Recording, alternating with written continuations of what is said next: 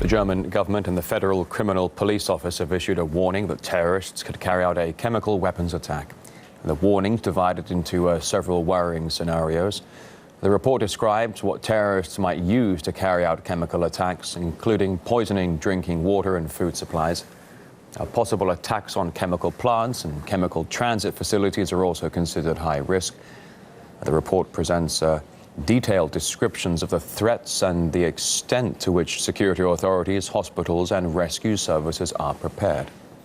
What we've seen recently is 3 particular recipes using poison to try and attack the population, to effectively kill as many of the unbelievers, as they call them, the kafir, in the kafir lands in Western Europe, and crucially, to spread as much fear and terror as possible. Well, as unlikely as these scenarios may seem, some recent revelations about security in Europe are causing concern.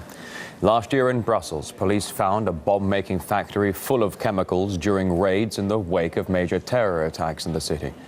What's more, a few days later, it turned out 2 nuclear power plant workers left the country and they fled to Syria to join ISIL.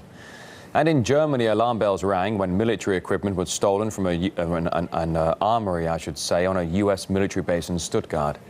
And only recently, German authorities lost track of 3 Islamists that had been deemed a threat.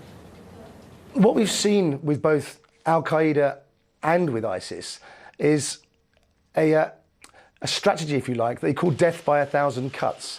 And the idea being that rather than having seasoned terrorists who are well-trained, well-experienced, but actually are potentially on the radar of the intelligence services around the world, if you can actually teach lone wolves, the homegrown terrorists, some of the basic tactics that actually they can develop in their own kitchens without arousing any suspicion at all, if you can get people to do that, then that's the death by 1,000 cut strategy.